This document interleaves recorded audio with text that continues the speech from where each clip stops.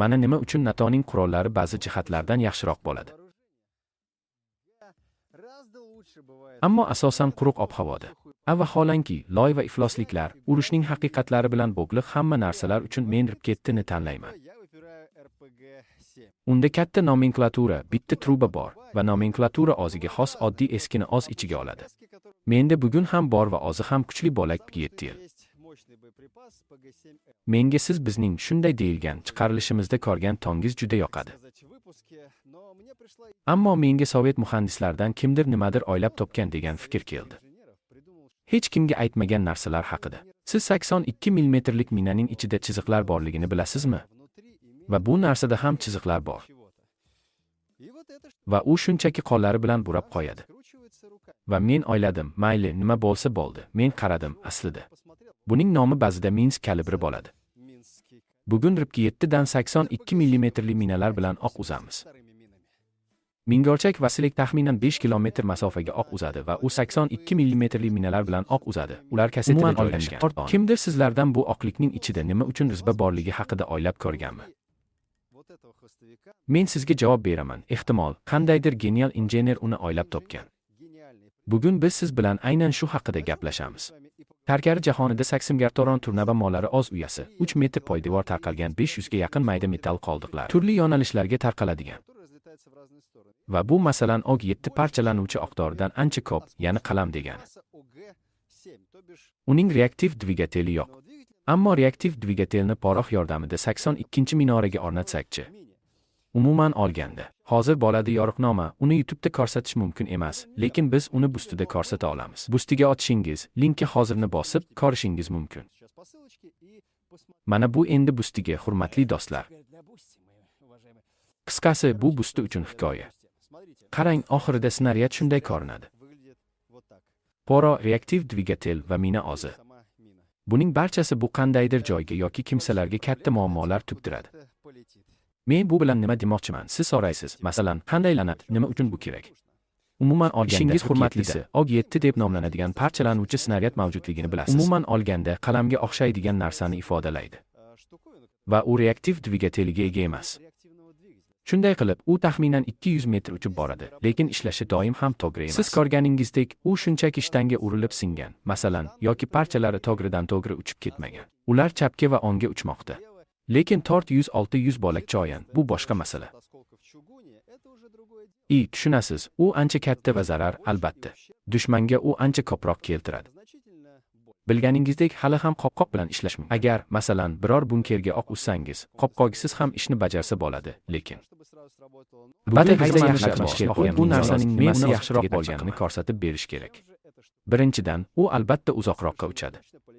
Ikkinchidan, ko'proq parchalari bor va uchinchidan, u ko'proq harakatchan. Shuning uchun siz polk minometi yoki Vasilyo qancha og'irlik qilishini tasavvur qila olasizmi? Men u yerdan otaman va mashinaga o'qlar otaman.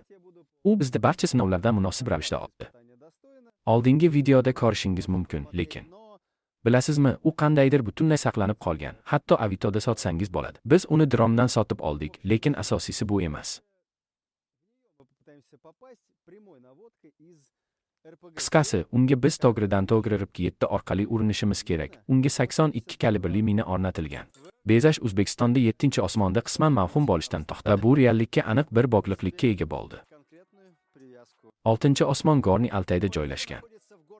Bu o'rmonli tog' yonbagirlaridagi Alp yaylovlari orasida joylashgan ekoqishloqdir.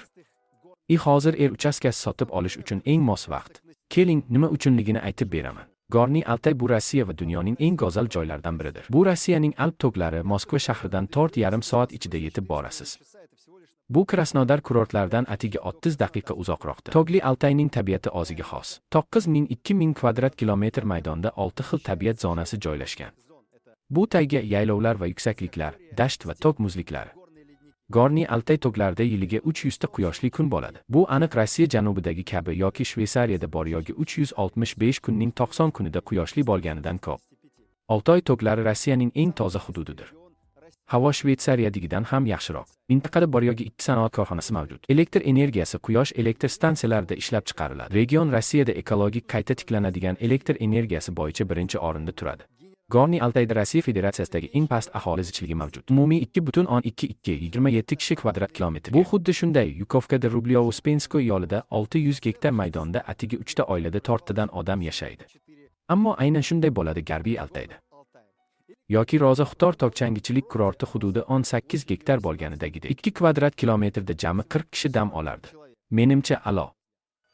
Shu Shveysariya bilan solishtiraylik. U yerda 1 kvadrat kilometrga 213 yoki bizning poytaxtimiz bo'lib, bu yerda 1 kvadrat kilometrga 5080 kishi to'g'ri keladi. Bu yerda zamonaviy changi kurortlari rivojlanmoqda.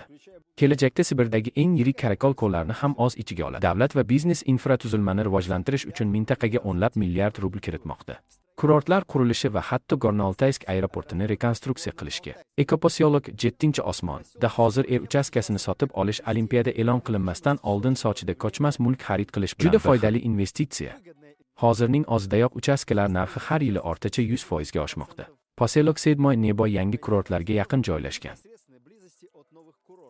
Qorxona chegarasida Zumrad Maysazor va qorlarga burkangan top choqqilari orasidagi yog'och alpin shalelari. Sababi osmondagi narxlar hozircha juda ham oraliq. Kurortli janubda yoki Moskva yaqinidagi dam olish hududlariga nisbatan o'nlab agar bo'lib to'lash kerak bo'lsa, foizlarsiz va ortiqcha to'lovlarsiz xush kelibsiz. 7-osmonida allaqachon Forbes ro'yxatidagi mashhur kishilar va tadbirkorlarning villalari va rezidensiyalari qurilmoqda. Rostdan ham ularning uchrashish imkoniyati kam, chunki uchastkalar bir necha gektargacha. Umuman olganda umr ko'rishmaslik va salomlashmaslik. Axir atrofda bunaqa go'zallik bo'lsa, ular nima uchun tinchlik va kristaldek toza havo? Agar sotib olish, sarmoya kiritish yoki qurishni rejalamasangiz, Olpiy qishlog'i 7-osmon saytini borib ko'rish arziydi. Hech bo'lmaganda Togli Altayning hayratlanarli manzaralari uchun. Silka videoning tavsifida.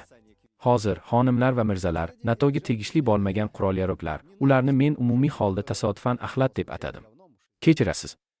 Bu nomlash mumkin emasligini bilmagan edim. Ketdi va 83-mina portlashsiz.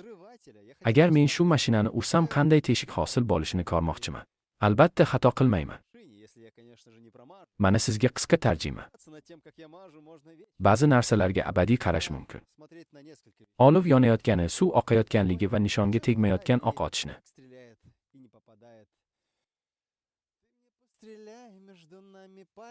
Meni oralarimizda otib tashla, oldir.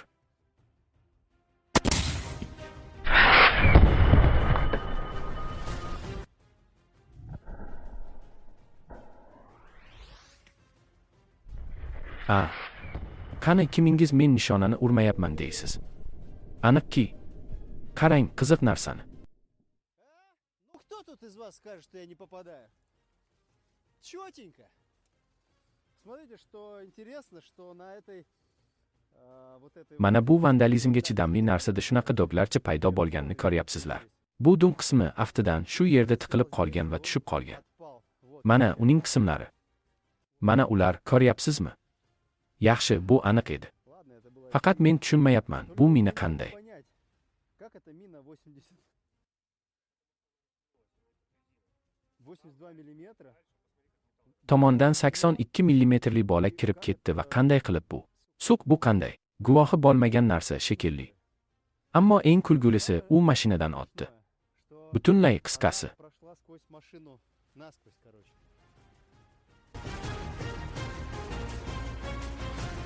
Agar sizda portlatish moslamasi bo'lmasa, hech qisi yo'q. 82 mina porox zaryadi va 7 reaktiv dvigateli yordamida tachkani teskarisidan tekishi mumkin. Qarang, men hazillashmayapman. Bu mashina teshilgan. Ya'ni 2 eshik va shu standart qoplama plus. Min qayerdadir o'sha yerda. Ehtimol hatto boykora bo'lsa. Keling, unga qaraylik. Bam. Qarang.